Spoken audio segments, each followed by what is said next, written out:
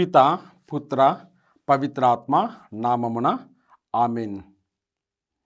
ప్రభువు మీతో ఉండునుగాక, నీ ఆత్మతోనూ ఉండునుగాక. క్రీస్తు ప్రభునందు ప్రియమైన సహోదరి సహోదరులారా, ఈరోజు మనము క్రీస్తు సాక్షాత్కార పండుగ గురించి ధ్యానించుకుంటూ ఉన్నాం. ఈ పండుగను ధ్యానించుకునే సమయములో మన అంశము ఈ విధంగా ఉంటుంది: బాలయేసును ఆరాధిద్దాం, బంగారు భవితను అందుకుందాం. ఈనాటి పండుగ కేవలము ఒక ప్రాంతానికి చెందినది కాదు, ప్రపంచం మొత్తానికి చెందిందని మనకు అర్థమవుతుంది. ఎందుకంటే క్రీస్తు సాక్షాత్కార పండుగ లేక క్రీస్తు తనను తాను ఎరుకపరచుకోవడము, తనను తాను తెలియజేసుకోవడము, తనను తాను సాక్షాత్కరించుకోవడము, తనను తాను బయలుపరచుకోవడము అంటే తన యొక్క ఉనికిని, తన యొక్క సన్నిధిని కేవలము బెత్లెహేమునకు మాత్రమే కాదు, పాలస్తీనా ప్రాంతానికి మాత్రమే కాదు, లోకమంతటికీ తెలియజేస్తున్నాడు. అందుకొరకే ఈ పండుగలో విశ్వజనీన లక్షణము దాగి ఉంది. క్రీస్తు ప్రభువు లోకానికి రాజు అన్నటువంటి అంశాన్ని మనము ఈరోజు గమనించగలం. అటువంటి బాలయేసుని మనం ఆరాధించాలి, బంగారు భవితను మనము అందుకోవాలి. అలా అందుకోవాలంటే ఈరోజు మనకు ఉన్నటువంటి ఆ ముగ్గురు రాజులు గొప్ప ఉదాహరణగా కనిపిస్తున్నారు. ఆ ముగ్గురు రాజుల నుండి మనము 3 సత్యాలను తెలుసుకోవచ్చు. వారి యొక్క ప్రయాణం నుండి, వారి యొక్క ప్రయాస నుండి, వారి యొక్క ప్రయత్నము నుండి మనము 3 అంశాలు తెలుసుకోవచ్చు. మొదటిది, ఇహలోక తెలివిని పరలోక తపన జయించాలి. రెండవది, అధికార మత్తు దిగాలి, అనకువ మెట్టు ఎక్కాలి. మూడవది, ప్రాపంచిక దారి మారాలి, ప్రభువు దరికి చేరాలి. ఈ 3 ద్వారా మనము ఆ బాలయేసు సన్నిధికి చేరుకోగలము, ఆ బాలయేసువును మనము సంపూర్ణంగా పొందగలము, తద్వారా అతనితో పాటు పరలోక అనుగ్రహాలను అందుకోగలము. మరి ఈ 3 విషయాలను క్షుణ్ణంగా పరిశీలించుకుందాం. మొదటిది, పరలోక తపన ప్రధానమైనది. ఇహలోక తెలివి చాలా ఉంటుంది. మనము యేసు గురించి అనేక విషయాలు గ్రహిస్తూ ఉన్నాము, తెలుసుకుంటూ ఉన్నాము. కానీ మనము ఆ స్థాయి దాటి మరో స్థాయికి వెళ్ళాలి. ఏ విధంగానంటే పరిసయ్యులకు ఈ ముగ్గురు రాజులకు ఉన్నటువంటి ఆ వ్యత్యాసాన్ని గమనిద్దాం. ఏరోదు రాజు కానీ, పరిసయ్యులు ధర్మశాస్త్ర బోధకులు కానీ, ఆనాటి యూదా ప్రజలు కానీ ప్రభువు జన్మించాడు అని తెలుసుకున్నారు. తెలుసుకొని అంతటితో ఆగిపోయారు. అంటే తెలివి కేవలము భౌతికమైనది, తెలివి కేవలము మానసికమైనది. కానీ తపన ఆధ్యాత్మికమైనది, తపన పరలోక సంబంధమైనది. తెలివిని దాటి తపనలోకి వెళ్ళినప్పుడు మనము ఆ ప్రభువుని గమనించగలము, ఆ ప్రభువుని గ్రహించగలము, ఆ ప్రభువుని చేరుకోగలము.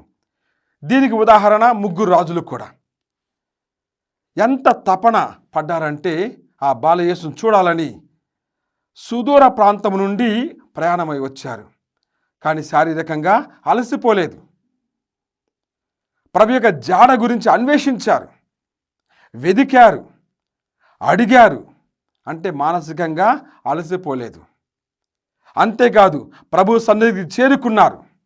అంతవరకు ప్రయాణాన్ని వాళ్ళు నిలుపుకోలేదు, అనగా ఆధ్యాత్మికంగా అలసిపోలేదు.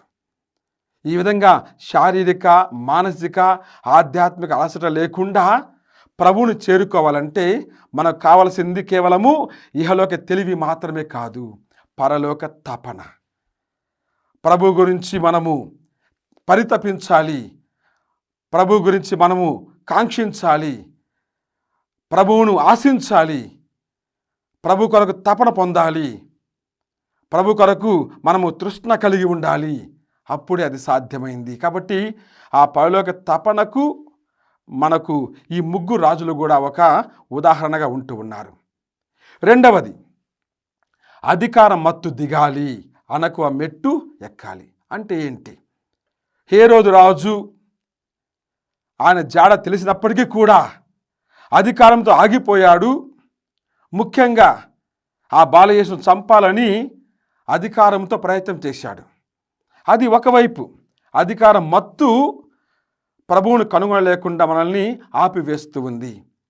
కానీ ముగ్గురు రాజులు, వారు కేవలం రాజులు మాత్రమే కాదు, జ్ఞానులు కూడా.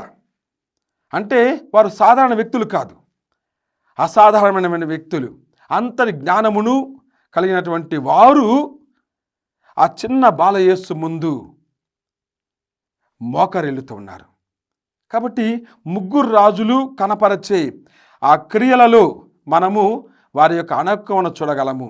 ఏ విధంగా? ముఖ్యంగా 5 క్రియలు చేస్తూ ఉన్నారు, 5 సంజ్ఞలు చేస్తూ ఉన్నారు. వారు ముందుగా బాలయేసు ఉన్నటువంటి స్థలంలోనికి ప్రవేశించారు. ప్రవేశించడము చాలా ముఖ్యము, బయట ఆగిపోకుండా. అనేక సార్లు మనం గుడి బయట ఆగిపోతూ ఉంటాం, గుడిలోనికి ప్రవేశించాలి. అంతేకాదు మోకరించారు, అంటే ఆ బాలయేసును రాజుగా అంగీకరించారు. మూడవది మోకరించి ఆరాధించారు. అంటే నీవు తప్ప ఇంకొక రాజు లేరు, మేము కూడా మీకు దాసోహమే అన్నటువంటి స్వీయ సమర్పణను వారు వ్యక్తం చేశారు. తర్వాత సంచులను తెరచారు. 4వదిగా అంటే వారి యొక్క హృదయమును తెరచి, జీవితమును తెరచి ప్రభు ముందు ఉంచారు. కానుకలను సమర్పించారు, అంటే వారి జీవితాన్ని అర్పించారు. ఈ 5 సంజ్ఞలలో, ఈ 5 సంకేతాలలో, ఈ 5 క్రియలలో మనకు వారు ఏ విధంగా అనకువతో, వినయముతో తమను తాము ఆ ప్రభువును సమర్పించుకున్నారో మనము గ్రహించగలము. కాబట్టి మనకు అధికారము కాదు, అనకువ ఉండాలి. అటువంటి ఒక స్వభావాన్ని, సలక్షణమును మనము అనుసరించాలి. మరి మూడవదిగా ప్రాపంచిక దారి మారాలి, ప్రభువు దరికి చేరుకోవాలి. అంటే అర్థం ఏంటి? ముగ్గురు రాజులు వస్తూ ఉన్నారు, ప్రభువును కనుగొన్నారు, ఆరాధించారు, సమర్పించుకున్నారు. దూత చెప్పిన విధంగా వేరొక మార్గమున వారు తమ దేశానికి తిరిగి వెళ్ళారు. వేరొక మార్గము అంటే వచ్చిన దారి కాదు, ఉన్నటువంటి స్థితి కాదు. అంతవరకు ఒక జీవితము, ఇక నుండి మరో జీవితము. కాబట్టి వేరే దారిలో వెళ్ళడం అంటే ఒక మారు మనసును పొందడము, మరో జీవితాన్ని అందుకోవడము, బంగారు భవితలోనికి ప్రవేశించడము, ప్రభు యొక్క మార్గాన్ని అనుసరించడము. అది వారు వ్యక్తం చేస్తూ ఉన్నారు. మరి మనం ఏ విధంగా అనేక సంకేతాలు మనకు ఇవ్వబడినప్పటికీ కూడా ప్రభు యొక్క జాడను కనుగొనడానికి సిద్ధంగా ఉన్నామా? ముఖ్యంగా ప్రభువును చూసిన తర్వాత, ప్రభువును ఆరాధించిన తర్వాత, ప్రభువునకు మన జీవితాన్ని సమర్పించుకున్న తర్వాత మనము వేరొక మార్గం అంటే ఆధ్యాత్మిక మారు మనసుతో ముందుకు సాగడానికి సిద్ధంగా ఉన్నామా?